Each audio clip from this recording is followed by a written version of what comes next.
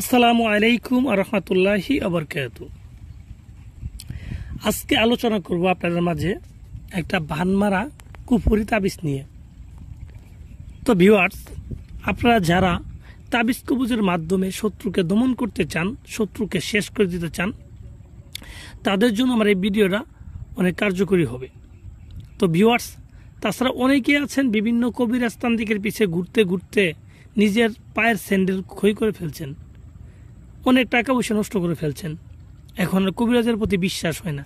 তাদেরকেও বলছি, আপনি আমার এই ভিডিওটা দেখেন, আশা করি আপনার ধারণাটাই পরিবর্তন হয়ে যাবে।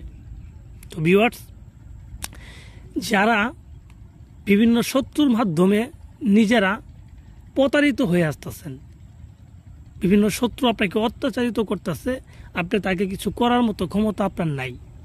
কারণ শত্রু আপনার থেকে অর্থশালী বা বিদ্যশালী, ক্ষমতাশালী, তাকে কিছু করার মতো ক্ষমতা আপনার নাই। বা শত্রু দূরে থাকে, তাকে আপনি কি করবেন? তো তাদের জন্য বলছি, আপনারা চাইলে কিন্তু আমার এই তাবিজটা প্রয়োগ করে আপনার কাঙ্ক্ষিত শত্রুকে যে কোনো একটা শাস্তি দিতে পারেন। এই শাস্তিটা হতে পারে বিভিন্ন ধরনের।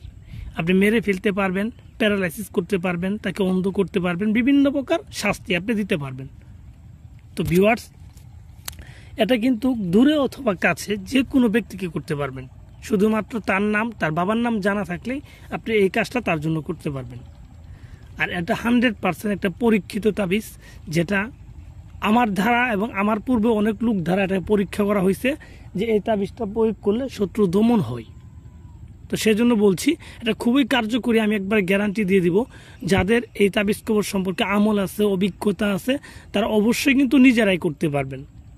তো ভিউয়ার্স, যারা করতে চান কিভাবে করবেন এই সম্পর্কে কিন্তু আমি বিস্তারিত বলে দিব।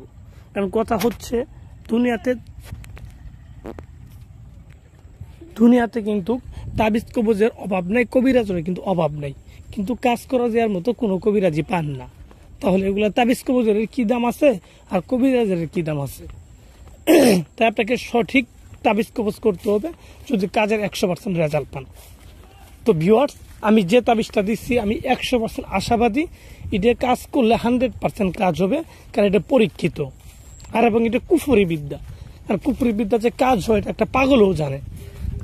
আর কুফরি বিদ্যা প্রয়োগ করে পৃথিবীর বুকে এমন কোনো মানব নাই যে তাকে ঘায়েল করা যাবে না, এরকম মানব জন্মই হয় নাই। তো যাই হোক ভিউয়ার্স, আমি কথা বাড়াবো না। কিভাবে তাবিজটা লিখবেন আমি আপনাদের বিস্তারিত বলে দিচ্ছি।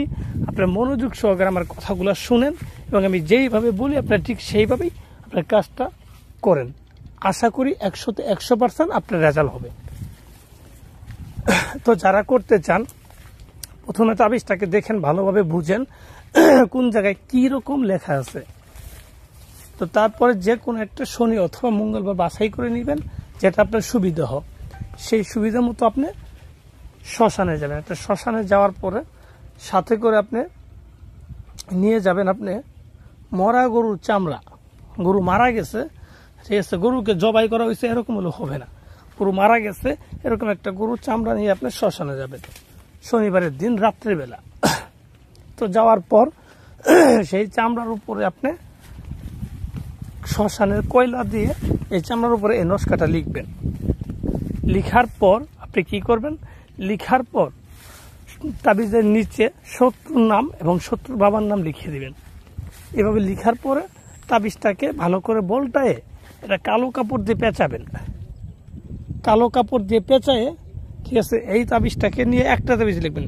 এই তাবিজটাকে নিয়ে যে কোনো একটা কবরস্থানে যাবেন।